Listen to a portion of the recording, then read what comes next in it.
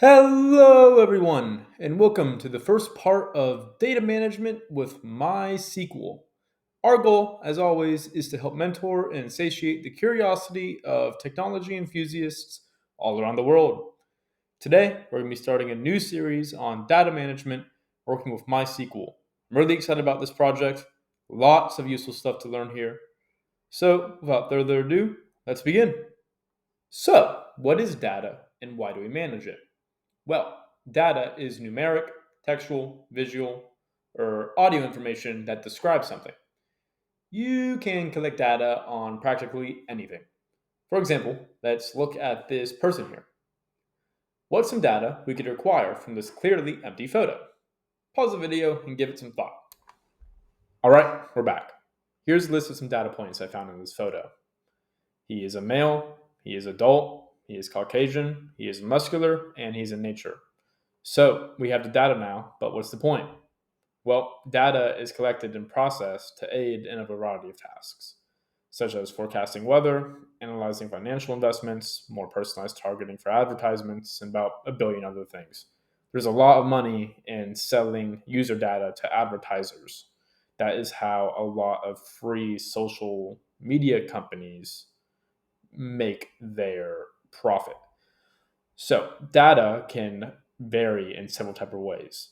The scope of the data or the amount of data produced and collected can vary from use case to use case. So a small business might track an inventory of a few thousand items, but a large commerce website might track billions of items. In our example, we only have 5 data points, so we have a very small scope of our data. And the next way data can vary is in its format. Data might be produced as numbers, text, images, audio, video. So, for example, a phone's proximity sensor generates raw numbers, and a satellite captures images. Finally, we have access.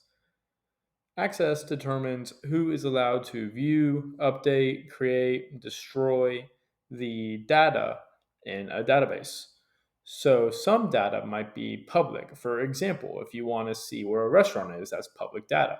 While some data, like let's say credit card numbers, would have to be private for user confidentiality.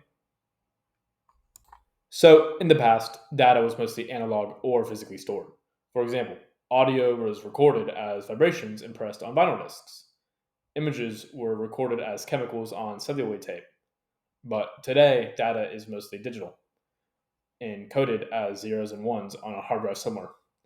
The shift from analog to digital data facilitated the rise of large computer databases. So, what is a database? A database is a collection of data in a structured format. In principle, databases can be stored on paper. However, we obviously use computers because they are much faster. Many modern databases contain trillions of bytes of data and support thousands of simultaneous users. Consequently, databases must be managed with sophisticated software tools. A database system, also known as a database management system or DBMS, is a software that controls the database. You can create, delete, update, and read data using a database system. MySQL is a database system. A query is a request to the database. A query language is a specialized programming language for database systems. Query languages are very different than general purpose languages such as Python, Java, and C++. A database application is any software that helps business users interact with database systems. Many databases are complex, and most users are not familiar with query languages. Consequently, direct database access is usually not feasible. Instead, programmers write applications to simplify the user experience and ensure data access is efficient and secure. So that comes to database roles. People interact with databases in a variety of roles. A database administrator is responsible for securing the database system against unauthorized users. A database designer determines the format and the structure of the contents of the database. A database programmer develops computer programs that utilize a database. And a database user is a consumer of data in a database. So that wraps up this video, guys. Thank you so much for watching, and like for part 2.